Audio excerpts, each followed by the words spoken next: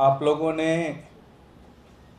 कुछ दिन पहले पूरी दिल्ली के अंदर एक बधाइयों वाले होर्डिंग, बधाइयों वाले पोस्टर देखे होंगे, जिसमें आदेश गुप्ता जी की ऐसे एक फ़ोटो थी और उसमें हाउस टैक्स फ्री करा दिया। देखे होगा, आप लोगों ने भी देखा होगा। बड़ी सुंदर सी चित्र लग रही थी। हमने उस समय भी कहा था कि ये धोखा दे रहे हैं, ऐसा कुछ नहीं कर रहे हैं। कल भारतीय जनता पार्टी के एमसीडी ने दिल्ली वालों के साथ, आप लोगों ने देखा होगा, पिछले कई दिनों से लगातार कुछ ना कुछ चीज़ें बढ़ाए जा रहे हैं। कल भारतीय जनता पार्टी की एमसीडी ने दिल्ली वालों के ऊपर एक बहुत बड़ा हमला किया, टैक्स के माध्यम से, हाउस टैक्स के माध्यम से। आज तक दिल्ली के अंदर लगातार ये मांग चल रही कि भाई हाउस टैक्स पहले से बढ़े हुए आते हैं, इसको माफ़ किया जाए। दिल्ली के एलजी साहब ने तो ये भी कह दिया कि दिल्ली वाले चोर हैं, टैक्स नहीं जमा करते। तो जो पहले टैक्स थे, पहले उसको अरेंजमेंट होता कि उसको जमा कैसे किया जाए, लेकिन भारतीय जनता पार्टी ने कल एक सर्कुलर निकाला और अनाप शनाप तरीके से जो मन में आया वो लिख दिया और उसको बढ़ा दिया। मैं इस सर्कुलर के बाद क्या स्थिति होगी दिल्ली की, मैं वो बता देता हूँ आपको।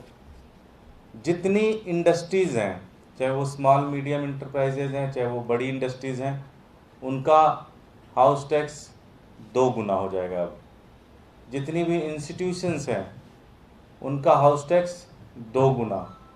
जितनी दुकानें हैं, हाउस टैक्स 2 गुना।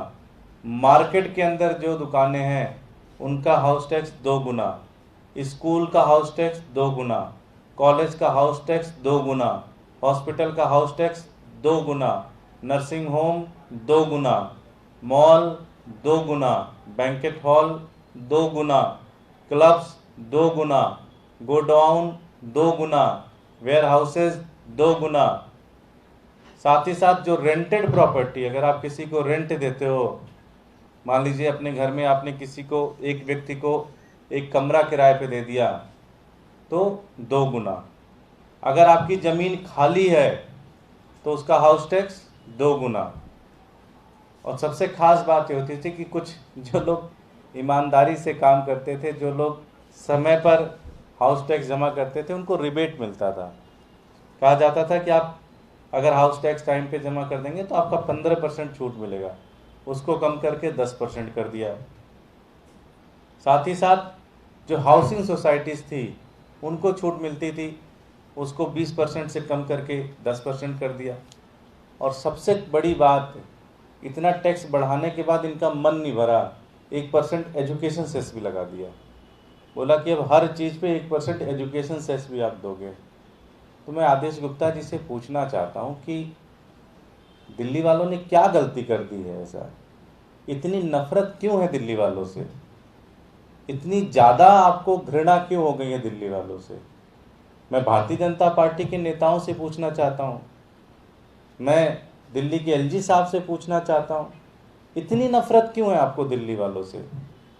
आप ये सोचिए कि आज एक ऐसी सरकार अरविंद केजरीवाल जी की चल रही है जो अच्छी शिक्षा देने की कोशिश कर रहे हैं, कम से कम पैसे में फ्री में देने की कोशिश कर रहे हैं, अस्पताल ठीक करके विश्व स्तरीय अस्पताल बना के उसके अंदर इलाज फ्री करने की कोशिश कर रहे हैं, करप्शन को पूरी तरह से कम किया।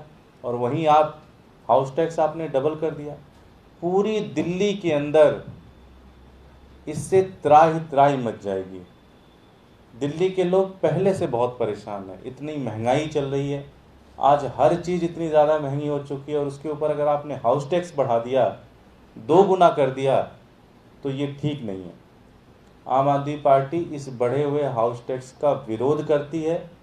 आम आदमी पार्टी ये वार्निंग देती है भारतीय जनता पार्टी को, ये चेतावनी देते हैं हम कि सर्कुलर को आप वापस लें, इस बढ़े हुए हाउस टैक्स को आप वापस लें, अन्यथा हमारे पास कोई विकल्प नहीं रहेगा, बल्कि पूरी दिल्ली के अंदर गली गली में जाकर, मोहल्ले में जाकर, चौराहे पे खड़े होकर एक बहुत बड़े आंदोलन को खड़ा करना पड़ेगा दिल्ली के अंदर।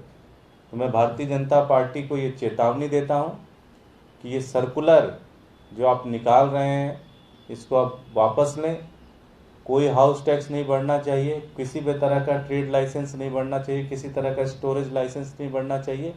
ये हाउस टैक्स आप वापस लो, बढ़े हुए हाउस टैक्स वापस लो आप। अगर आप ये वापस नहीं लेते तो दिल्ली की जनता फिर सड़कों पे आएगी। बहुत बहुत धन्यवाद। कोई प्रश्न? सर एक क्वेश्चन है कि मॉर्निंग में गौतम गंभीर जी ने जनसुनवाई की, उसमें जब उन लोग से पूछा गया कि सर एनसीडी की तरफ से जो भ्रष्टाचार किया जा रहा है, जो बिल्डिंग का निर्माण हो रहा है, तो उल्टा उन्होंने मीडिया को नसीहत दी कि आप लोग एक दिन जरूर आम आदमी पार्टी ज्वाइन करें। देखिए गंभीर साहब, एक तो देखिए उनके पास समय की थोड़ी कमी होती है, महीने में एक आध दिन वो जनता के लिए निकालते हैं, उसमें भी लोग एमसीडी इतना पूछ लेते हैं, परेशान हो चुके हैं वो पूरी तरह से। अब दिक्कत है कि अगर बच्चे नालायक निकल रहे हैं तो बाप के ऊपर थोड़ा सा दिक्कत तो आती है। अब गंभीर साहब की भी समस्या नहीं है, उनकी पूरी बीजेपी नालायक रह गई। उनको तो पता नहीं था कि बीजेपी ज्वाइन करते समय ये लिंटर उंटर से भी पैसे आते हैं, ये सारा सिस्टम तो उस समय शायद पता नहीं रहा होगा उनको। आने के बाद उनको पता चला या तो मामला ही पूरा गड़बड़ है। तो गंभीर साहब की दिक्कत नहीं है, अब उनको बेसिकली शर्मसार होना पड़ता है। वो जहाँ भी जाते हैं, मैं तो चूँकि जनता में मैं भी एक्टिव हूँ, मैं देखता हूँ कि जितनी मीटिंग में जाते हैं, एक दो उनके पार्टी के कार्यकर्ता आए होते हैं, वो बड़ाई कर देते हैं, जी आपने वो वाले मैच में बड़ा अच्छा मारा था। उसके बाद दूसरा प्रश्न ये आता है, जी आपका काउंसलर ने पैसे खा लिए, उसने ये खा लिया। अब उनकी भी मनोस्थिति समझिए आप गंभीर साहब की, बड़े दिक्कत में है वो। मुझे तो लग रहा है बीजेपी छोड़ ना दे, जिस तरह का दबाव उनके ऊपर है। जनता उनको जाते भी नहीं है, जनता के बीच में बहुत कम जाते हैं, और जब जाते हैं तो एमसीडी वाले पीछे पड़ जाते हैं। मुझे तो डर है कि वो बीजेपी की, दिल्ली बीजेपी की जो हरकतें हैं उसके आधार पे वो बीजेपी में रहेंगे, मुझे बड़ा डर है।